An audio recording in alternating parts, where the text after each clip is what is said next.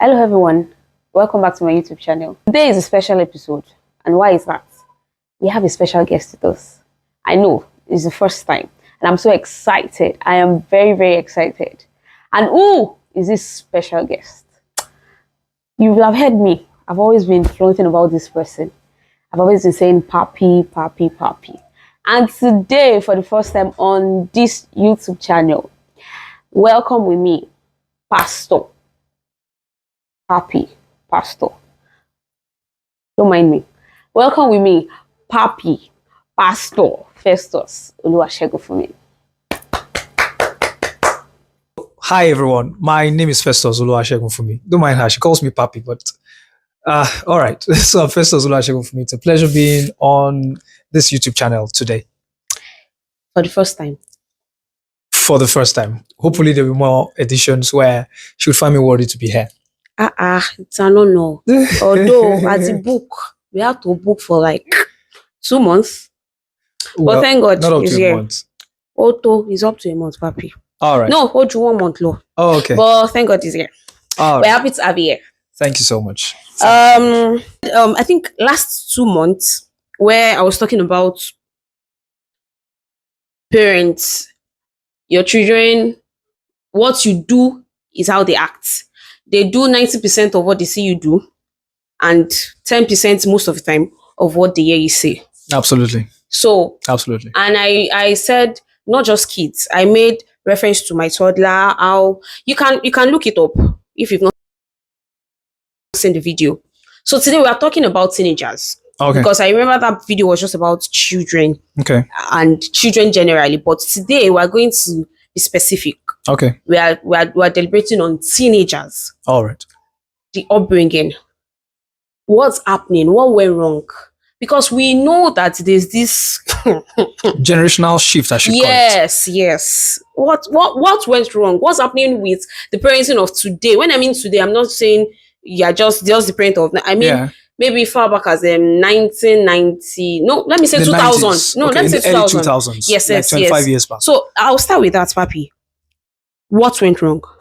All right. So, first off, I think it's very important to understand that this generational shifts, as we call it, started when parenting became a lazy thing. Mm.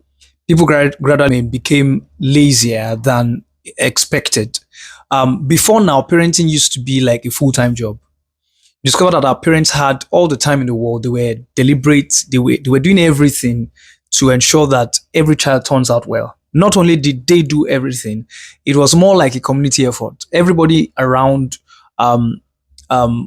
would look at things that are not right in children or in teenagers, and then they'll be Point it out. They'll be able to point it out without feeling any setback. But these days everybody's trying to mind their business, and I remember one of my spiritual parents, my mother-in-law, one of my parents, she would usually say that many years back, we would usually say, children of nowadays, children of nowadays, children of nowadays. However, in all sincerity, these days, it is no longer children of nowadays. The call or the concern would largely be parents of nowadays. So the major problem that I would consider has happened is the fact that parenting became a part-time thing. Parenting became one of those things. Parenting became a thing that people just did because they had to do it. Now you have parents that would be willing to leave their children to tutors, to caregivers, and go for weeks and through their, so this, I think, just to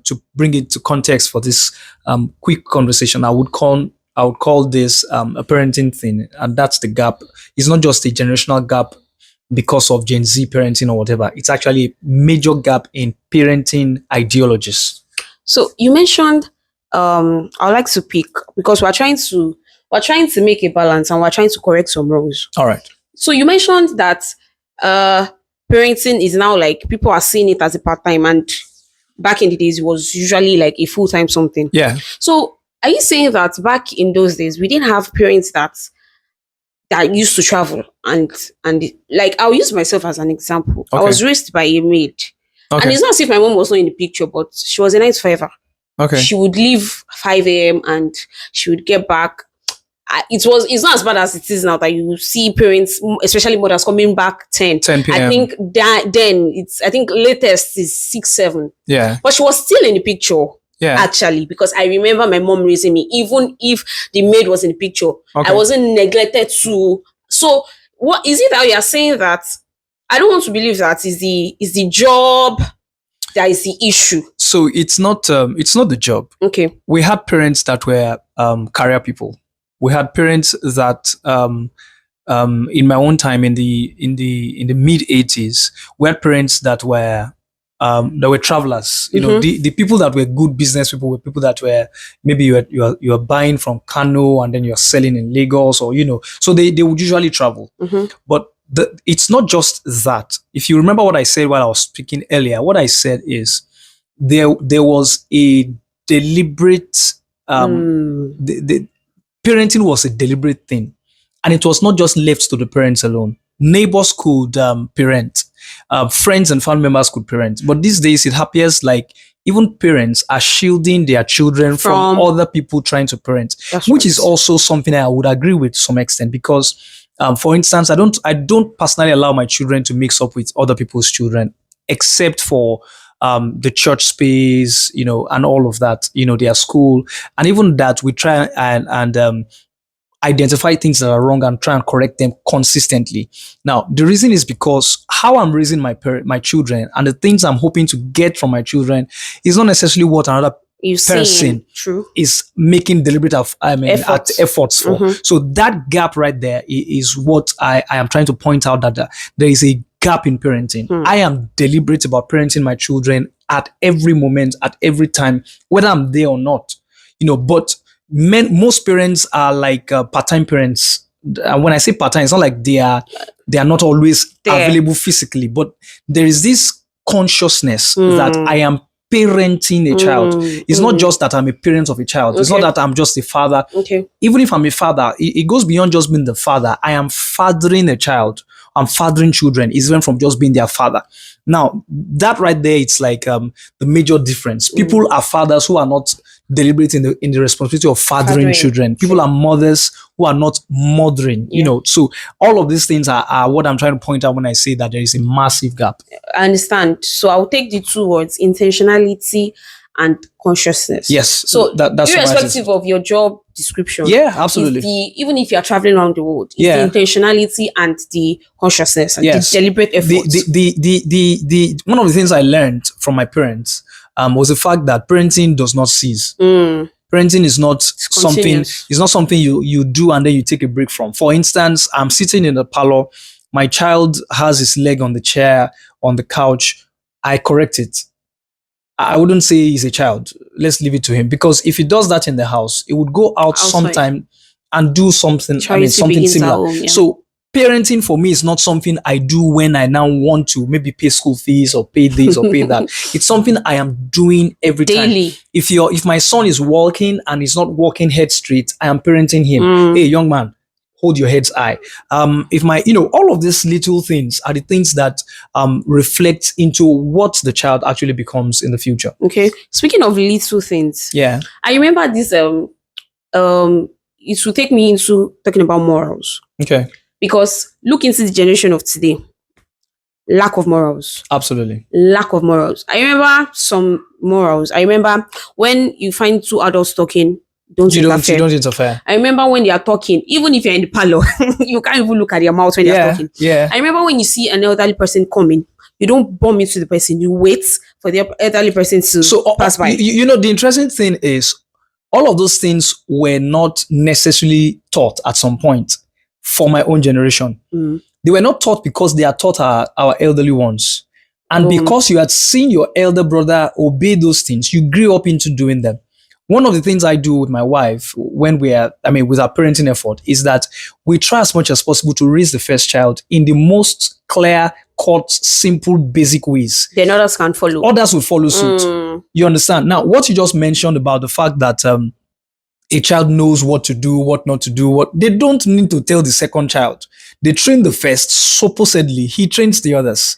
Because the parenting for them was like a continuous thing. So it's not something that's a one-off. So what happens or what you observe is that when you see that they beat your elder brother, or they caution, let's not use the word beat now, when they caution your elder brother around how he did a certain thing, they don't need to tell you, because you don't want to go through that process. You understand? And then you discover that when parents give eye signals and you do not get it, they might pardon you the first time. That they will take you home and tell you, and pinch your ear or pinch your nose or whatever, and tell you, I was doing eyes for you. I didn't see it. Now, all of those things, our own parents, or the kind of parents we are seeing these days, we just ignore, leave them, they are children, Joe, let them, So Yes. that gap for me might look minute, but it's like the most critical thing, or most critical difference that we're seeing between parenting then and what it seems like now. So I still remember all these morals. So what is happening that parents are not transferring these morals? Of course, I understand that the way our parents trained us, we can't train our children totally. Yeah, we need to. But I mean, there are modify some a few things I will things. still stick to. Yeah. There are some things I will still stick to. It's just like my toddler. I know that is a toddler thing. Maybe when he's throwing tantrums and he beats you. I remember my mom used to caution us. That means when your child is beating you, atinule, it starts from the home. Yeah. You correct the child, hold his hand, beat him. Don't Spank beat him. me. Yeah. Spank him rather. Don't when mama beats you, or when you're angry or something, don't spank mama. If you spank mama, mama will spank you. Yeah. I remember I do that till date. So you see that parents have forgotten all these things, that they are not transferring it, because if they're transferring it. Let me give you a scenario. Okay. Okay. So when we had our first apartment, our first son, Duke, would usually, we had this home studio, the speakers and all of that within reach. Even the TV was within reach for the child. And then at some point, while he's is it crawling now? While he's crawling to those positions, he will crawl there, and then he would, hit the things, play with them, just try to, I don't know, whatever it is that he thinks he's doing at that age. So I'll bring him there and tell him this, no, and I'll take him back. Whenever he goes back there and he's doing that, I will go there, this, no, bring him back. Now, I did that for a while, and it seemed as if it worked to some extent. Okay. Now, when he grew up a little bit more, it was still, I think, 3 or thereabout. I'm not certain now. Okay. So I would then go back on one occasion. I then took him there. I said, this thing, no. And I shouted, no, beat you. And while I did that, he had this curious face like, what's going on? So the next time he made deliberate effort to go there again, I then picked him up, spanked him softly. And honestly, I think that was like the last time he did that. So one of the things I learned as a young parent, which I still am by the grace of God, is that there is no child as such. Mm-hmm. I teach teenagers, right? Yeah. And I have noticed that. One thing I've noticed is dressing. And this comes with ladies now, the female ones. And sometimes I'm always moved to correct, but then I won't say I'm always angry, but I'm like, and their parents are just seated in church. What will you say to that? Like, you left them together. Even if you didn't leave them together, of course, the child is under your roof. There's not how your child will live, and you won't see how the child is dressed. Why is it that it takes another person to correct? So what's happening? One thing I notice is that for some very unfortunate reasons, it appears like one major thing is missing. I don't want to say globally, but in a lot of sphere, and that thing is shame. And interestingly, I was on a bike with a regular rider someday, and I saw someone poorly dressed, just as we were going by, and the bike man and I started a conversation, and he mentioned that, I think he was Muslim, and he mentioned that one of the things that the Quran states is that when things are getting so bad, or when the world is about to come to an end, one major thing that will be missing is shame. And as much as I would love to agree with him entirely, because there's nothing to really cut away. Before, it used to be a thing that if you are not clothed, like, you are ashamed. Mm-hmm. And even your parents are ashamed for you. The major reasons why our parents then would correct us was not necessarily because they were wicked or because they wanted to be harsh. It was just a thing of shame, like, how would they see my child dressed like this? One thing I notice is that most parents do not see this as a problem. Now, if the parents do not see it as a problem, then the children will not see it as a problem. As well. Because I think one of the things you mentioned in the beginning of this session was the fact that a lot of things are changing. Yes. And I mentioned that it is just a gap. It's a gap of what the parents would consider important or what they used to consider important and what they see as important these days. You understand? So I think when parents or when you see children or teenagers or whatever the age may be that are like that, it is a pointer to the fact that something is wrong from the home. The mother is probably either dressing like that or doesn't see a problem with it, or as far as they are concerned, it's just a modern thing to do. I was talking with my wife quite recently and I said, excuse me. I was talking with my wife quite recently and I said, if care is not taken, it's going to be difficult for me to tell my daughter that opening her stomach or opening her breast isn't a wrong thing to do. Why? Because in the churches, it is something that is happening. Yes. In the schools, it is something that is happening. Interestingly, on social media, I don't know, in the past 2 days, I think I saw one of the biggest universities in Nigeria, Obafemi Awolowo University, posted a list of things that was going to make every student to be rusticated for a semester, and a lot of those things were dressing. Now, if it has gotten to that point where our academic system is also concerned about our dressing sense, it is a pointer to the fact that this started from the home. And the parents have failed. Most parents have failed in their parenting responsibilities. Whoosh. So as we're about to round up, what would you like to say? You're a parent, I'm a parent, of course, the experience. We're not trying to shame any parents here. We are just concerned, and we're trying to bring out this burden, like, how can we right the wrong? So, Papi, I would like to ask, what is your advice to parents generally, and on this gap, this flaw, this moral decadence that we are seeing? What is your advice to parents? Unfortunately, I would have to say that they should go learn how to parent. Because one of the things I noticed over the few years is that when you tell some of the parents that this thing is wrong, they're like, they don't see a problem with it.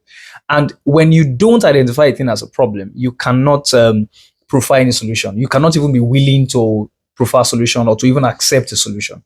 So one thing is that our parents, or these days, we need to bring back our thinking caps. People need to think about things again. Why should this happen? What are the negatives that would come out from this happening? And having viewed all of these things, it is going to guide the decisions and the choices that the parents will be making. I've always said, and I mean, it's a fact that anyone who is conversant would identify, that every yes and no said today has an influence on tomorrow and, of course, the generations after. Yeah. There is no thing called there is actually nothing that happens without an influence. So what I would advise every parent, as much as I would advise myself, is that we must take up the responsibility of parenting with a strong sense of deliberateness. We need to be deliberate about it. So we need by ourselves to learn what it means to, how it needs to be done. There needs to be a clear path. There needs to be an understanding of what needs to be done right, what should not be done right. Because all of these things are not things that just springs out from nowhere. The devil, and I need to say this, the devil is deliberately, subtly, actively, and passively passing messages, sowing seeds into the minds of both the parents and the student and their children. And as Christians, we have to be different. We have to deliberately identify that this is a problem, and we are making deliberate efforts to provide solutions to it. And one of the solutions that we need to provide to it that I'd like to talk about in this video is that act of deliberateness. Parents need to be deliberate as parents. They need to be conscious of what they are doing. It's not just I've given birth to a child, I'm not a father. No, you're not just a father. What it means to be a father is that you are actually fathering a child. What it means to be a mother is that you are actually mothering a child. And all of these things come into you modeling yourself into the right person that they are going to see as examples. I like that. There are certain things my child or my children will not do by the grace of God, not necessarily because they do not want to do it. They see other children do it, but they just feel like, no, dad won't allow me to do this. This won't be okay with my mom, so I shouldn't do it. Now, there have been times by the grace of God where our first son would tell the younger ones, hey, don't dance to that song. That's a bad song. Now, he didn't just suddenly know what a bad song is. He knew it because he was told and taught over the years that this is a bad song. And he has seen it too. And he has seen it. And he understands that this is not permitted in our house. So if every home takes up the responsibility to do what is needful, I think we'll be able to come out of this problem faster. Okay. So to those that intending parents, so they don't feel left out. Yeah. Because we will all shape these children. Yeah. So to intending parents, those that are like, I'm not if the parents here too, what will you say to them too? All right. Now, I need to mention this before we even get to that. If you're an intending parent, the first responsibility, or one of the most important responsibility of an intending parent is to get a better partner who is going to join in parenting. Yeah. All right. So don't just look for beard gang. Know that you are getting someone who is going to partner with you in parenting. Yeah. You understand? True. So my first call to every intending parent would be to understand the fact that, number one, the devil is interested in marriages. The devil is interested in families. True. Because if the devil can get families, he can get homes, he can get even the nation All that at large. spheres, yes. You understand? And so as an intending parent or an intending parent, I think is that's Mother, right word. father. Mother or father. It is important first to begin by looking for somebody who can partner with you in the kind of marriage or the kind of family you are hoping to build. Okay. And not only would you need to find the right person, you also need to be the right person Be deliberate about what you want to see. My wife and I didn't just start training our children in certain ways. We already had that pre-planned. We knew what we wanted. We knew the kind of children we wanted to raise, and we are true to that kind of parenting and that modeling. So for an intending a parent, be deliberate, number one, about who you are selecting as a spouse. And secondly, which is also most important, ensure that you yourself, you are the right partner and you are deliberate about raising a better child. Thank you so much, Papi. It's such an honor to have you on our channel. That's so much. It for today. So we'll see you next on my YouTube channel. God bless you. Love you all. Bye. Thank you. Bye. God bless you.